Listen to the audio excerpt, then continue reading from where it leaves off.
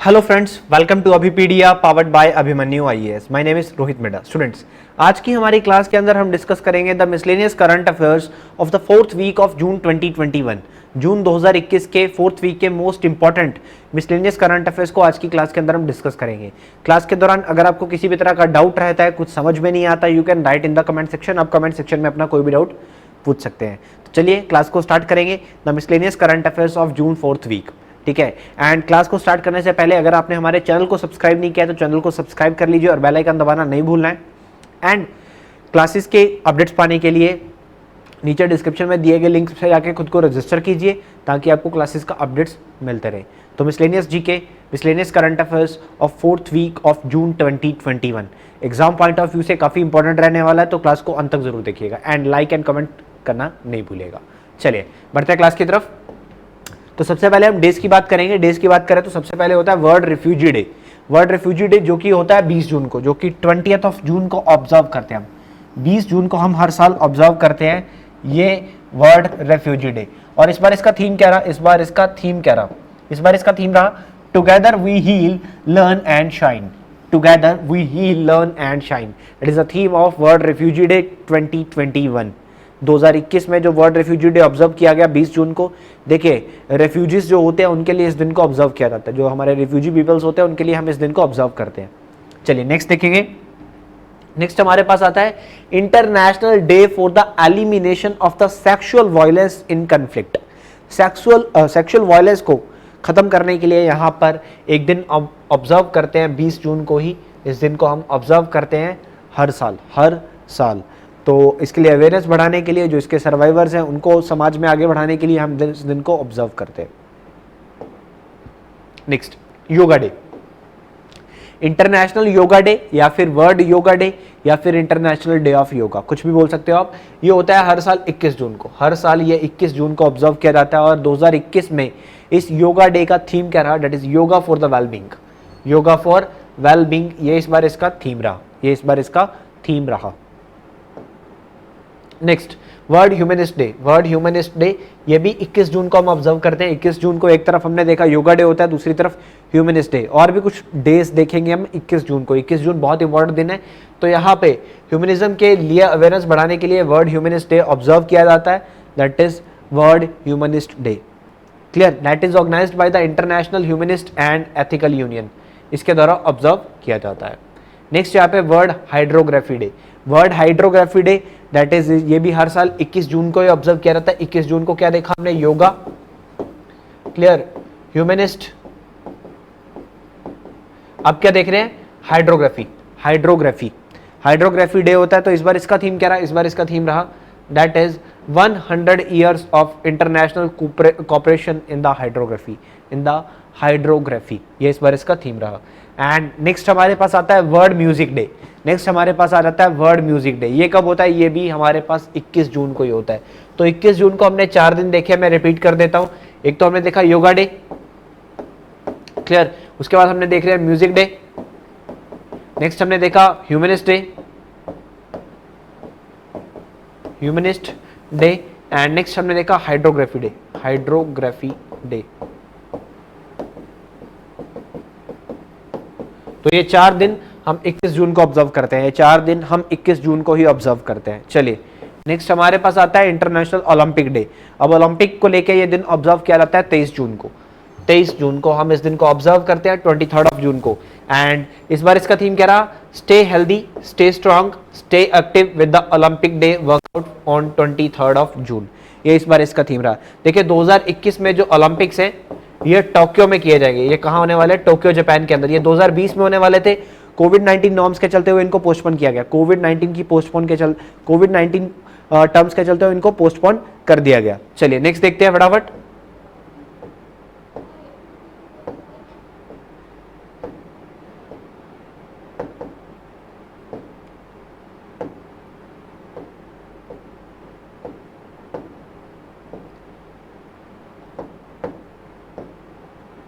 चलिए नेक्स्ट हमारे पास आता है दैट इज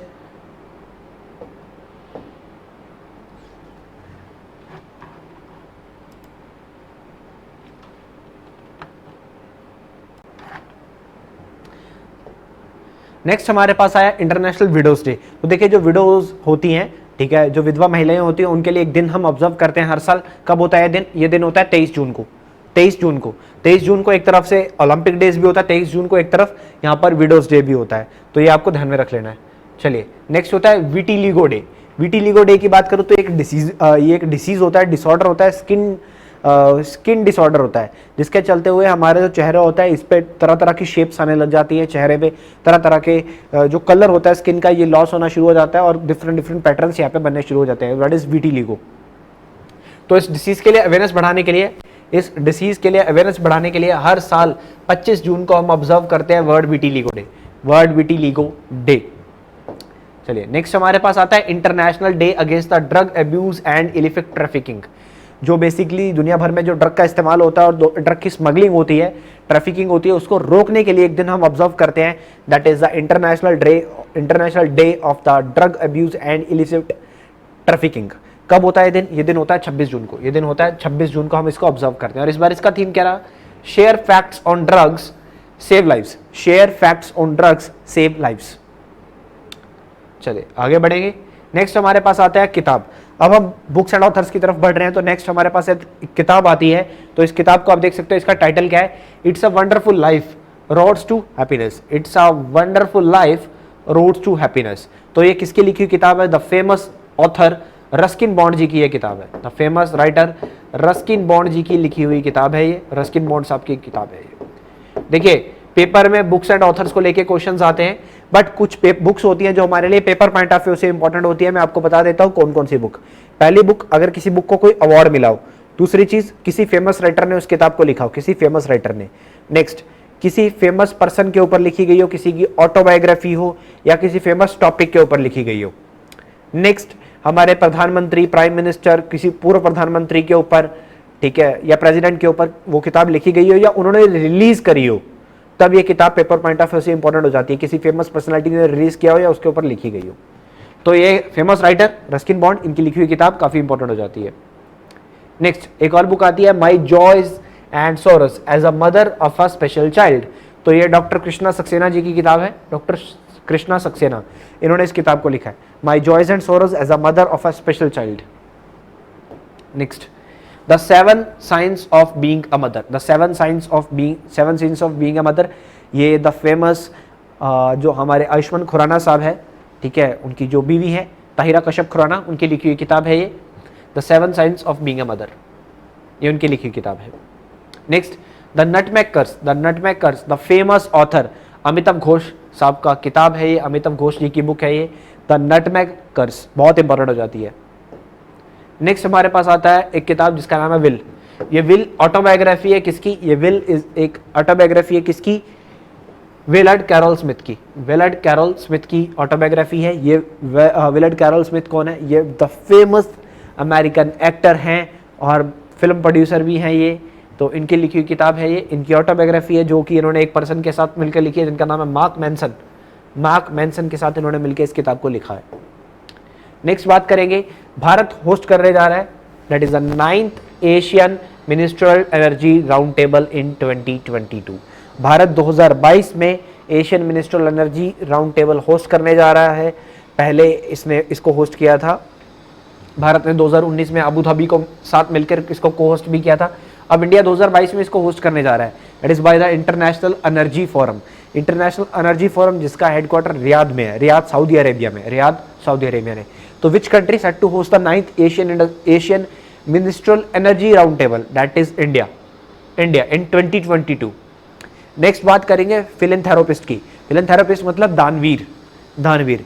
पिछली सेंचुरी में अगर मैं बात करूं, इस सेंचुरी में किसने सबसे ज्यादा दान किया, कौन रहा सबसे बड़ा फिलैंथेरोपिस्ट?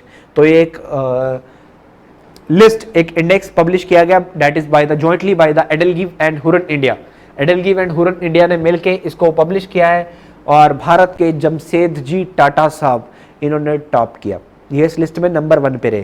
टोटल जो डोनेशन यहाँ पर आई सेंचुरी में वो बताई गई है, दैट इज $832 बिलियन। और जो टॉप 50 हैं उनमें से सबसे ज़्यादा जो है वो यूएस के हैं, उसके बाद यूके के हैं, उसके बाद चाइना के हैं, उसके बाद इंडिया के सिर्फ 2 हैं, पोर्टुगल का 1 है, स्विट्जरलैंड का 1 है। टॉप 50 की मैं बात कर रहा हूँ। क्लियर, सबसे ज़्यादा यूएस के पीपल्स हैं जो सबसे ज़्यादा दान करते हैं। ये लिस्ट आप देख सकते हो, सबसे ज़्यादा जो पैसा इन्होंने डोनेट किया 1892 से लेके, ये है estimated current value of donation that is the 102.4 billion dollar. Jamsetji Tata इन्होंने टॉप किया, रतन टाटा, ठीक है, आज मैं बोल सकता हूँ यहाँ के की पर्सन। उसके बाद मिल एंड मेलिंडा गेट्स फाउंडेशन, इन्होंने किया 74.6, ये सेकंड नंबर पे रहा। उसके बाद हेनरी वेलकम, ये हमारे पास थर्ड नंबर पे है। एक और भारतीय है जो वो 12th नंबर पे आते हैं, जिनका नाम है अजीम प्रेम जी। इस लिस्ट में वॉरेन बफे भी है 5वें स्थान पे, 37.4 बिलियन डॉलर्स। चलिए बाकी आप देख सकते हो किस किस का नाम है। भारत के हैं जमशेदजी टाटा। चलिए आगे बढ़ते हैं। Next, the best liveable city of India, as per the ease of living index of 2020। देखिए दुनिया का सबसे बड़ा, सबसे अच्छा जो लिवेबल सिटी है वो है ऑकलैंड, और भारत की अगर मैं बात करूं तो भारत का है बेंगलुरु ने टॉप किया। उसके बाद सेकंड पे आता है चेन्नई, थर्ड पे आता है शिमला, फोर्थ पे आता है भुवनेश्वर उड़ीसा, 5वें पे आता है मुंबई। यह है टॉप 5 सिटीज, दैट इज जो कि टॉप सिटीज हैं लिवेबल सिटीज। क्लियर, किन पैरामीटर्स के आधार पर? Quality of life, economic ability, sustainability of and citizen perceptions, इनके आधार पे। नेक्स्ट, इंदौर और सूरत को मिलता है क्या? Best smart cities award of 2020। Best smart city award of 2020 Indore और सूरत दोनों सिटीज को ज्वाइंटली मिलता है। इंदौर जो कि मध्य प्रदेश में है, सूरत जो कि गुजरात के अंदर है, इन दोनों को मिलता है।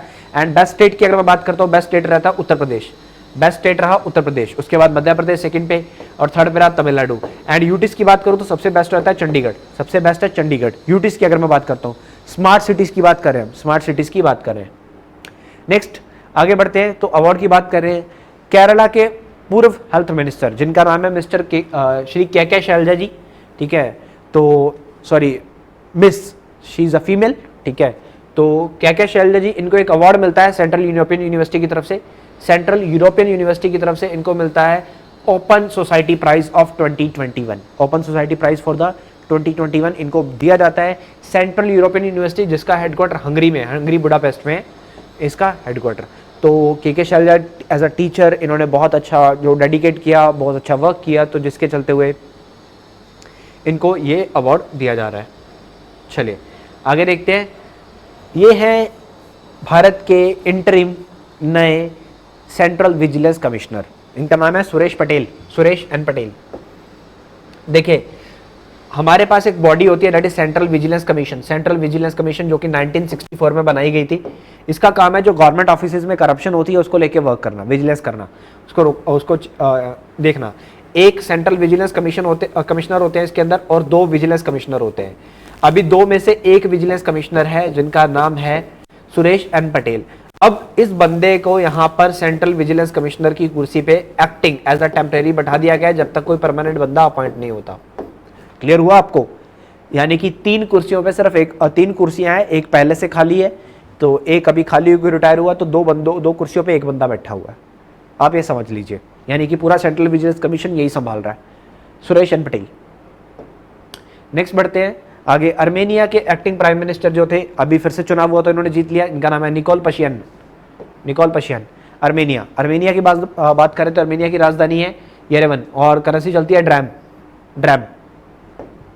नेक्स्ट देखते हैं, OnePlus ने यहाँ पर जो वेरिएबल है उसके वेरिएबल्स के लिए ब्रांड एम्बेसडर नियुक्त किया, that is Jasprit Bumrah, the cricketer, Jasprit Bumrah ji, इनको क्रिकेटर को अपना ब्रांड एम्बेसडर बना लिया। उसके बाद बात करेंगे इंटरनेशनल क्रिमिनल कोर्ट की। इंटरनेशनल क्रिमिनल कोर्ट में करीम खान जी बन चुके हैं चीफ प्रोसिक्यूटर इनको नियुक्त किया गया है। करीम खान साहब ये ब्रिटिश लॉयर हैं, इनको यहाँ पे नियुक्त कर लिया गया। इंटरनेशनल क्रिमिनल कोर्ट की अगर मैं बात करूं, इसका हेडक्वार्टर दी हेग में है, दी हेग।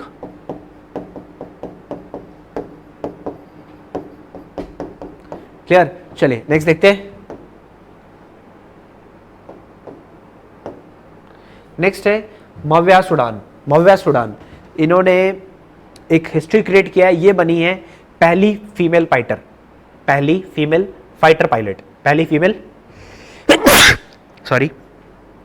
ये बनी है पहली female fighter pilot, that is from the Jammu and Kashmir से पहली फीमेल फाइटर पायलट ये बनी है, जिनका नाम है मव्या सुडान।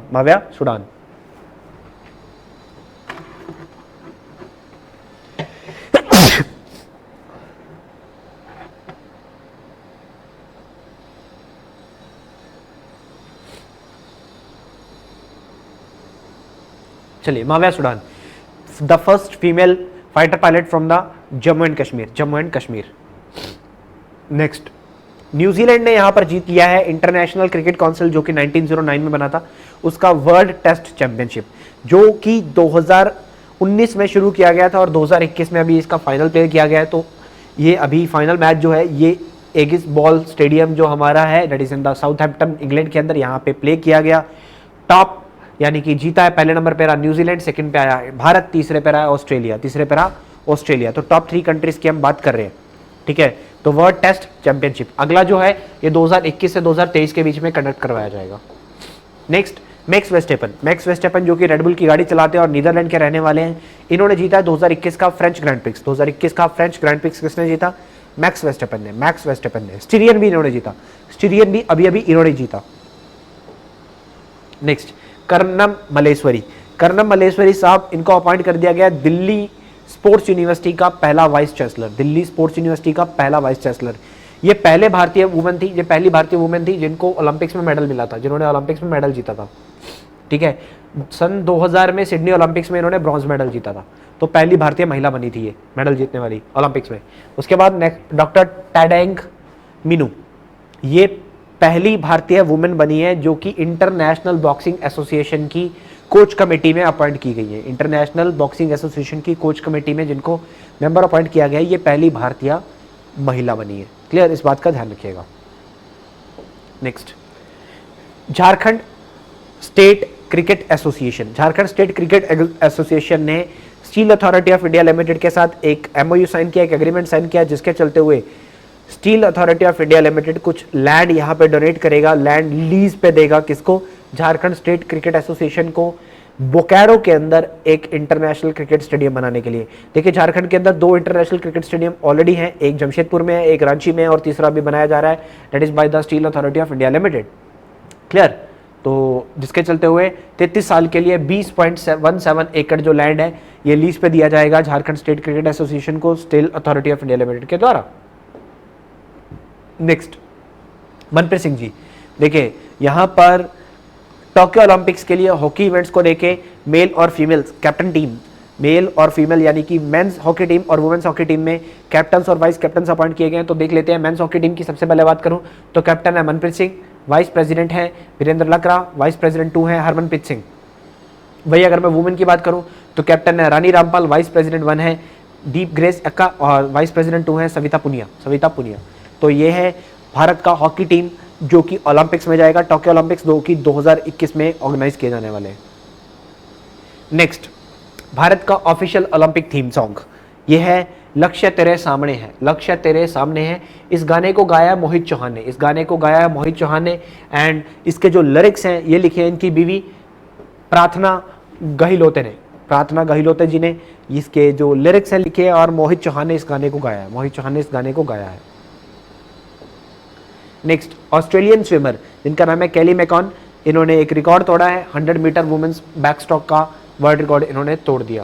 क्लियर, इन्होंने रिकॉर्ड बनाया, दैट इज 57, ठीक है, तो इन्होंने रिकॉर्ड बना दिया। नेक्स्ट, जॉन मैकेफे, देखिए जो मैकेफे एंटीवायरस था उसके जो फाउंडर थे जिनका नाम था जॉन मैकेफे, ये अब नहीं रहे, इनका देहांत हो गया। इन्होंने सुसाइड कर लिया, एक्चुअल में कुछ टैक्सेशन वायलेशन को लेके इनको जेल हुई थी जिसके चलते हुए इन्होंने सुसाइड कर लिया।